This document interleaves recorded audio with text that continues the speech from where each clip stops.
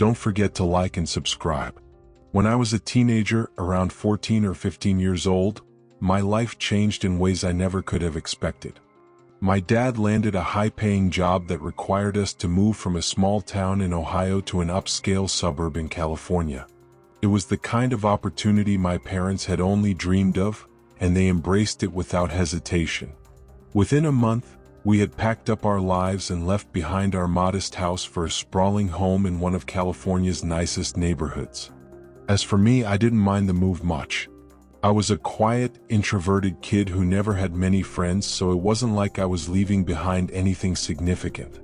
My parents would later tell me that they saw the move as a fresh start for me, a chance to make new friends and thrive in a better environment. And honestly, adjusting wasn't difficult at all.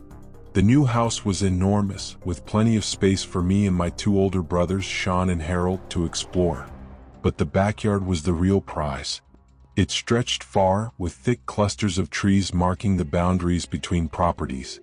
Nestled among the tallest trees at the right edge of our yard stood a treehouse. No, a tree fortress.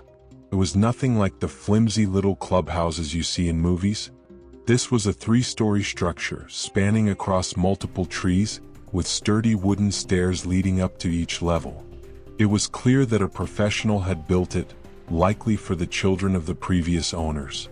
My brothers and I spent hours up there playing games, telling ghost stories, and making it our own little world. At first, we all played in the treehouse together, but as the weeks went by, my brothers started losing interest. They were older and had reached that phase where everything suddenly seemed childish. Before long, I was the only one still spending time up there. It stung a little being abandoned like that, but I told myself it didn't matter. The treehouse was mine now. Then one afternoon, something strange happened. I climbed up into the treehouse, expecting to find it empty like always. Instead, I spotted a neatly folded piece of paper in the corner. Curious, I picked it up and unfolded it. It read, "Hello, I'm the Marshmallow Man. It's nice to meet you. What's your name? I was ecstatic.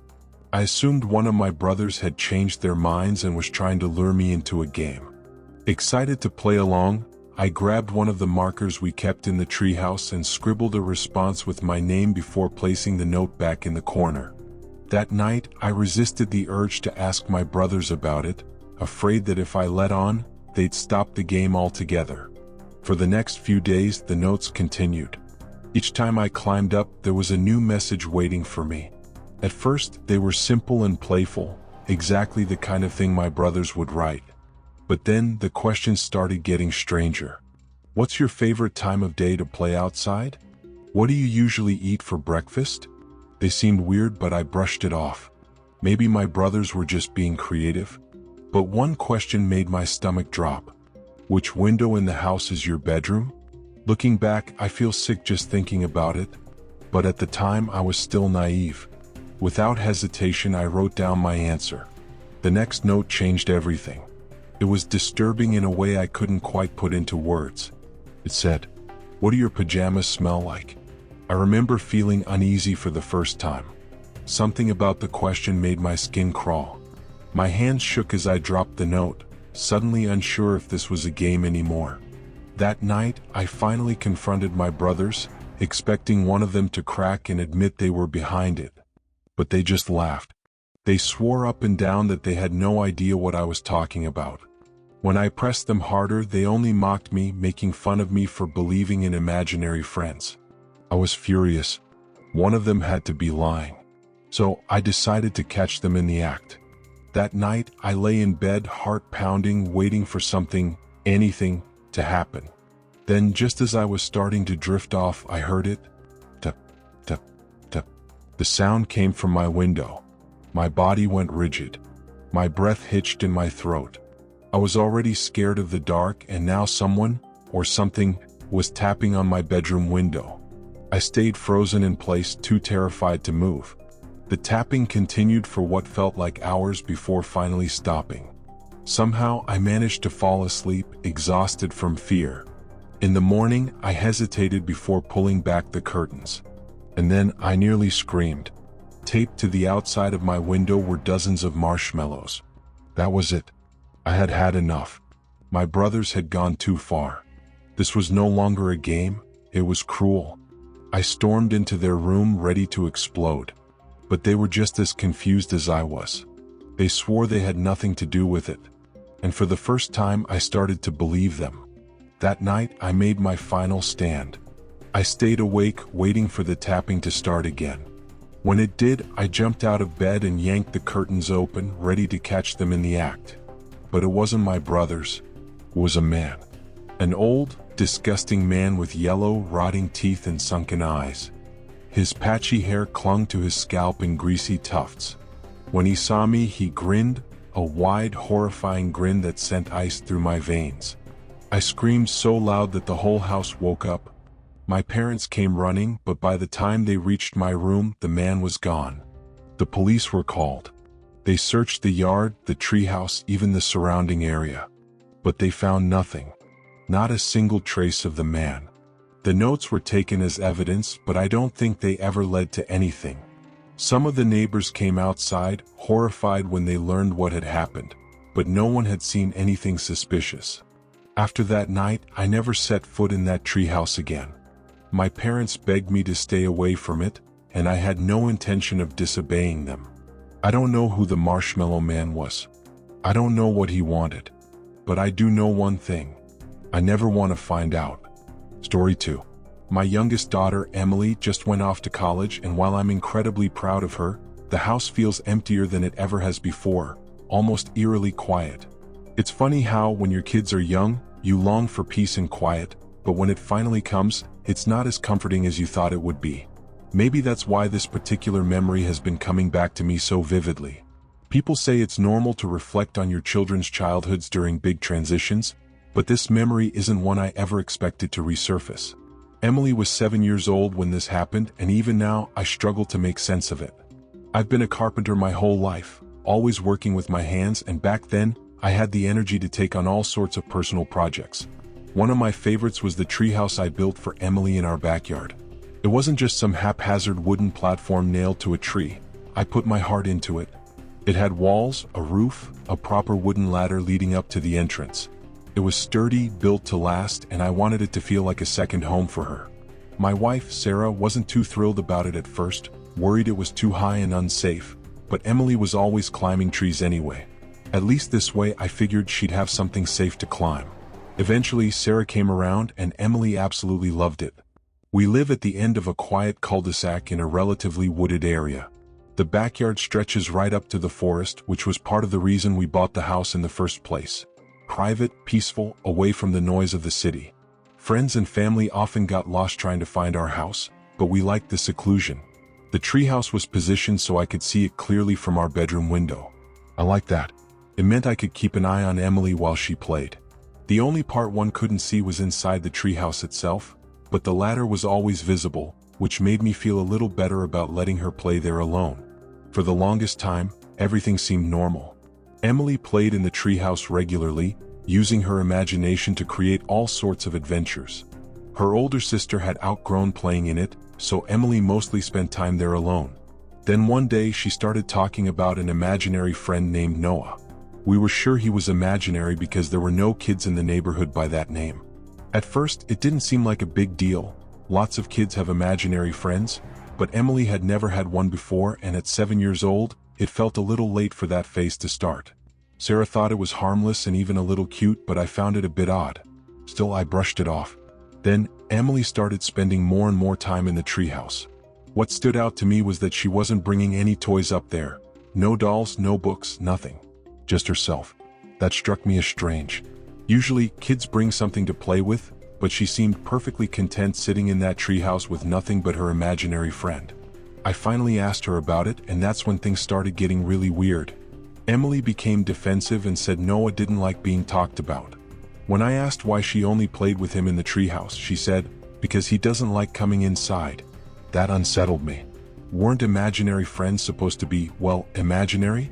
Why would he have preferences? I did some research and found out that sometimes kids only play with imaginary friends in specific places.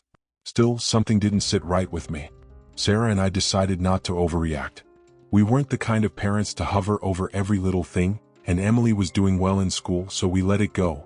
Most weekends she played outside with the neighborhood kids, riding bikes, playing tag, all the usual things kids do. But one Saturday she came home with a black eye. When I asked her what happened, she hesitated. After some coaxing, she finally admitted, "I got into a fight with Noah." That sent a shiver down my spine.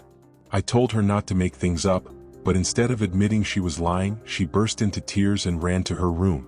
Sarah was convinced she'd gotten into a fight with one of the neighborhood kids and didn't want to tell us. I wanted to believe that too. Sarah wanted me to take the treehouse down immediately, but I wasn't ready to destroy something I had worked so hard on. I told her I'd talk to Emily and tell her to cut out the imaginary friend nonsense. Emily refused to talk to me for the rest of the night. The next morning I decided to check out the treehouse myself. What I found made my stomach churn. Scattered across the wooden floor were dirty, tattered children's socks and sneakers. None of them belonged to Emily. I knew that for a fact. We had donated all of her old shoes ages ago. But that wasn't all. There were food wrappers, utensils, even a few dirty plates. And covering the walls were pencil drawings of animals, foxes, bears, deer, but the one that stood out most was a massive spider with no eyes, just a blank, featureless face. I climbed down, went straight to Emily and demanded answers. She told me that Noah only talked when he had food, so she had to bring him snacks. The shoes? Those belonged to Noah too, but he was forgetful and kept leaving them behind. That was it. I forbade Emily from going into the treehouse. I was convinced she had been taking things from around the neighborhood and making up stories to cover it up. But then I saw something that changed everything. That night, I was looking out the bedroom window when I saw movement near the treehouse. At first, I thought Emily had disobeyed me, but then I realized it wasn't her. A sickly, frail-looking child was climbing down the ladder. It wasn't anyone I recognized. His clothes were dirty and he moved like he hadn't eaten in days. I bolted outside, yelling for him to stop. The second I opened the back door, he darted into the woods. I ran after him, but he was unnaturally fast, disappearing into the trees within seconds. Sarah called every parent in the neighborhood, but all the kids were accounted for. The police searched the woods for hours and found nothing. No missing children had been reported in the area either. With my permission, the police questioned Emily. What she told them chilled me to my core. Noah had told her he was a magic boy who lived in the woods with his friends. He called them by animal names, bear, fox, and others. He had begged Emily to leave her family behind and join him. When she refused, he would get angry and make strange noises. The police never found any trace of Noah. We never saw him again. Sarah has always been superstitious and believes Noah wasn't human. I don't believe in things like that, but thinking about it still gives me an uneasy feeling. I don't know what's worse, the idea that some supernatural force was interacting with my daughter, or the thought that there are still children living out there in the woods, unseen, waiting for their next friend to join them. Story 3. This happened a few weeks ago, so it's still fresh in my mind. I live in a quiet suburban area in Texas, but I'm a sophomore at college in New York. This occurred during the fall break in October when I was back home for a few days. I try to come home whenever I can, but it's always a bit bittersweet. I love seeing my family, but they're pretty traditional, which can feel stifling. One of the things that drives me crazy is how uptight they are about marijuana, even though it's legal here now. They lose their minds if they found out I smoked. They've never really come to terms with the fact that I'm an adult, and I can't quite understand their view, but at the end of the day, they're my parents and I'd never disrespect them, especially under their roof. When I'm home, I have to sneak around to avoid getting caught. As much as I hate to admit it, sneaking around my parents has become a skill I've mastered. I can't even count the number of times I've snuck out late at night, and all the other mischievous things I used to do. My dad has an incredible sense of smell, so smoking inside isn't an option. Fortunately, the old treehouse in the backyard is still standing. It was something my parents built for me when I was a kid, and even though it's weathered and creaky in some spots, it's surprisingly sturdy. It's high enough up that it's hidden from view, especially from the house. I can see the entire yard, the street, and some windows, but no one can see me unless they know exactly where to look. When I was younger, that treehouse was my escape, and honestly, I used it a lot. It's hard to talk about because of the memories, but I'll get to the point. On the Saturday before I was supposed to fly back to school, my parents went out to a banquet. They were going to be gone for hours, and I didn't know when they'd be back. I didn't want to risk being caught in the backyard, so I climbed up into the treehouse with my stash to be safe. It was chilly out and I could see my breath in the air. I've always thought cold weather brings out more nostalgia, but maybe that's just me. It was peaceful, quiet, and nice to be alone for a while. I watched the sunset and thought about school, excited to go back. By the time the sun had set, it was mostly dark, meaning I had timed things just right. That's when I saw it. I was scanning the yard when a light came on inside the house. I froze, realizing I was the only one home. My heart raced as I stared at the window, feeling that deep, instinctual fear that only comes from real danger. Everything else seemed to blur out, and all I could focus on was that light. A few moments later, I noticed movement in the backyard. 3 hooded figures were circling the yard, clearly trying to move quickly. My stomach sank as I realized what was happening. I watched as they moved toward the front door, and a 4th figure opened the door and let them in. My heart skipped a beat as it hit me. My house was being robbed. I couldn't look away, unsure of what to do. Part of me was frozen, and another part of me was trying to convince myself that this wasn't real, but it felt too real to ignore. That's the only way I can explain the rush of fear and confusion. One of the figures stayed outside, pacing the yard, and something clicked in my brain. I looked down and my phone was in my hand, open to the keypad on the 911 app. Without thinking, I dialed 911 and whispered into the phone, trying to stay as quiet as possible. I quickly told the operator what was happening and hung up. But as I put my phone away, the light from the screen must have caught the attention of the guy pacing in the yard, because he suddenly whipped his head up toward the trees. I ducked behind the wooden beams, but I feared he had seen me. Less than 3 seconds later, I heard a voice yell, "Hey," clearly aimed at me. I peeked around the corner of the treehouse, and I saw a dark figure walking toward the base of the tree. He knew where I was. My heart hammered in my chest. The man got to the tree and began climbing up the wooden planks, heading straight for the treehouse. I screamed that the police were on their way, hoping to scare him off, but he didn't stop. He just kept climbing, determined to reach me. Without thinking, I grabbed the first thing I could, a glass bong, and threw it as hard as I could. It hit him in the head, shattering on impact. He cursed loudly before falling to the ground. He wasn't very high up, but it was enough to make him reconsider. He ran back toward the house and yelled at the others inside. Moments later, all 4 figures fled the house, running into the backyard and disappearing. I didn't know what to do or how to process what had just happened. My heart was still racing. Less than 3 minutes later, the police arrived. I was shaking so badly as I climbed down from the treehouse, I almost fell. I tried to tell them everything, but my words came out a jumbled mess. I told them I didn't see a getaway car, and I couldn't make out any of their faces. My parents came home just after, and they were incredibly sympathetic, which I appreciated. The police mentioned that the robbers had likely planned the job, knowing my parents would be out that night. What they hadn't planned for was me being there.